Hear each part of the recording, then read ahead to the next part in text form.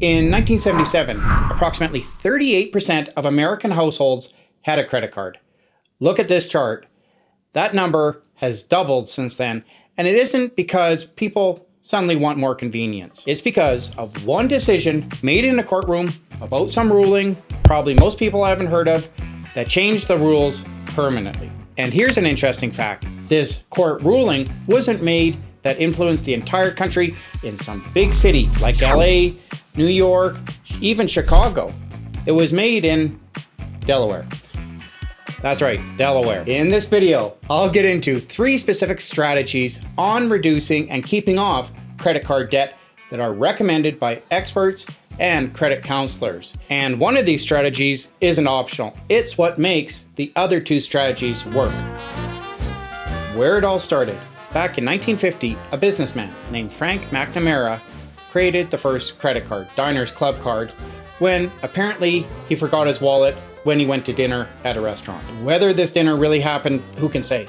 But the business model and credit card did launch in 1950 and hasn't changed much. Only the interest rate has, where companies profit every time you pay for something with credit as opposed to cash. Right now, for a quick comparison, the average mortgage sits around 6.5%, an auto loan close to 7%, and a personal loan, line of credit, close to 12%. Credit cards, however, the interest rate is closer to an average of 21%, with new credit cards and accounts charging close to 24%. That's 3 times higher than the interest rate on your mortgage. So a bit of backstory. A bank in Nebraska in 1978 wanted to sell credit cards to customers living in Minnesota.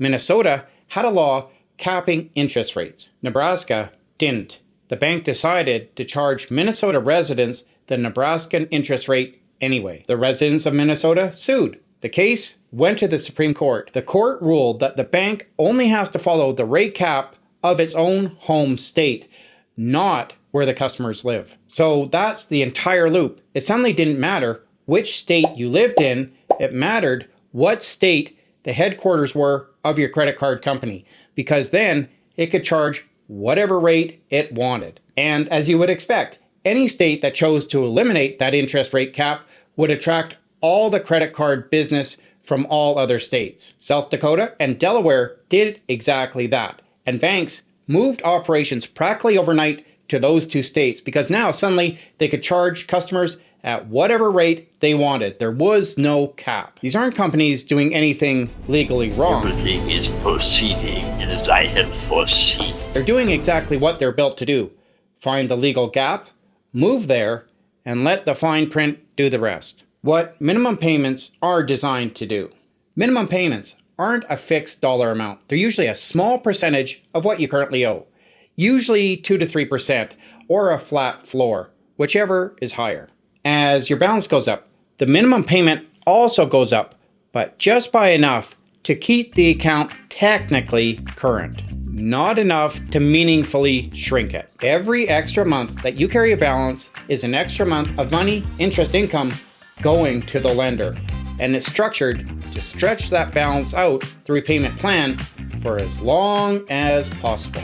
Picture a bathtub with water that you're trying to empty. The drain is open. That's, well, your payments going towards reducing your balance. But there's also the faucet.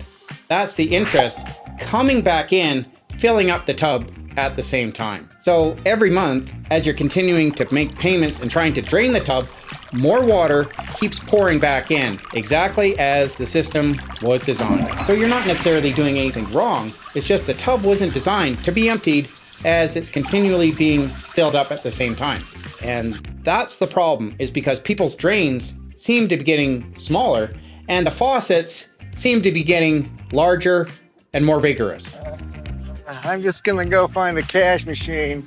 The average American credit card balance right now is $6,523 at 19% interest below today's actual average. Minimum payments alone take 169 months to clear.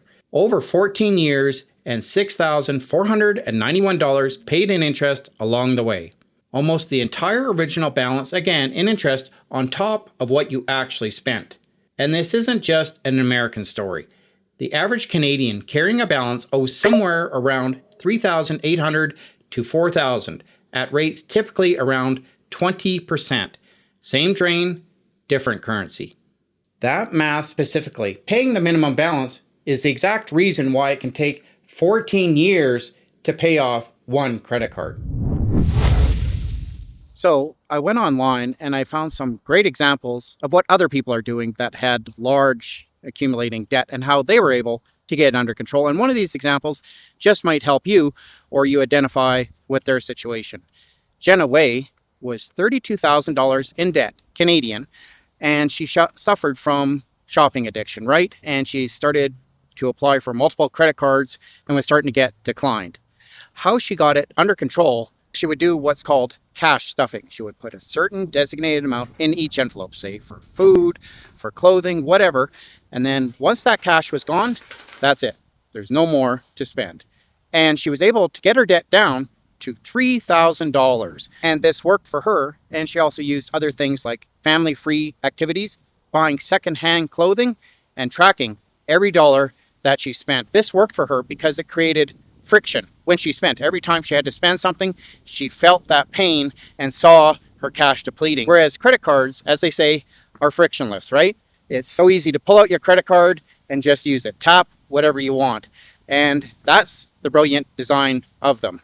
They're made and designed to be that way. That's why everybody that has a few $1,000s in debt, whether this be 5 or 10,000, it's so easy to add a few more $100 because it's already accumulating. So it's just another few pebbles on top of this great big pile of stones that you already have. Another example is Megan Barr. She was $55,000 in debt, wanting to be accountable, held accountable to some degree, and trying to get her finances in order. She created a TikTok account and went online talking about her challenges, her struggle, the things she faced daily trying to pay down this debt. And she was able to gain 199,000 followers because people identified with her struggle. They saw something that she was doing and felt the same way and was trying to watch and see how she progressed. And due to that extra income generated from that channel, she was able to pay her debt down. Now she only has a few $1,000s remaining, and hopefully she'll have that paid off soon. Great for her. The last one, I better hurry up soon, it's starting to rain, is Hannah Williams. She had over $26,000 of debt.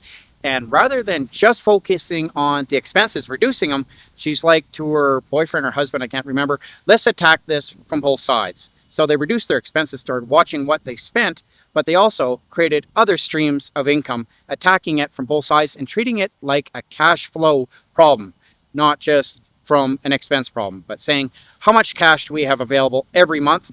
Let's do everything we can to increase that.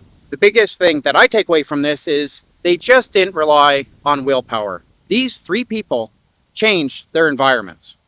Hey, do me a favor. If you're getting something out of this, would you hit the like button, as it really helps out my channel? Much appreciated. Strategy 1, strategic repayment. This is the math that shows exactly why even a small additional payment on a credit card can reduce the time it takes to pay off a credit card from 14 years down to 5 years. I'm not going to give you that number just yet because it won't mean as much until you see what credit card companies are making off you. It will hit you a lot harder. Surprise, surprise. Credit card companies are not charities. I think everybody is familiar and knows this already, that they're in business to make money, as Kevin O'Leary would say. Don't lie. I don't think you listen. I think you just... Visa, the network that processes the transaction, not even the bank that lends you the money, posted $20 billion in net income and $40 billion in revenue last fiscal quarter.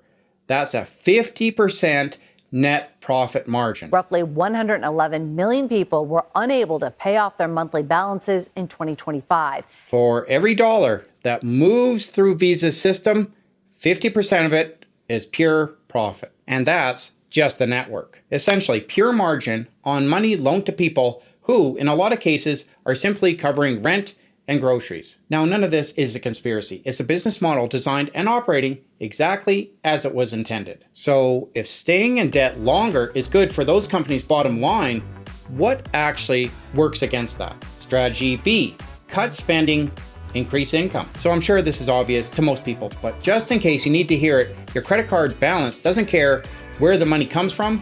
It just needs extra money pouring into it or to reduce expenses and not have additional money going out that isn't completely necessary, whether this is cutting subscriptions, reducing expenses by getting cheaper rent, reducing groceries, reducing a bill, or creating a side hustle, doing something to generate or find money so you can make extra and additional payments to your credit card balance. Your credit card balance responds to the amounts, not the source. It doesn't care where it gets that additional income. This brings me to the final third strategy, the one that makes the other two possible and able to implement.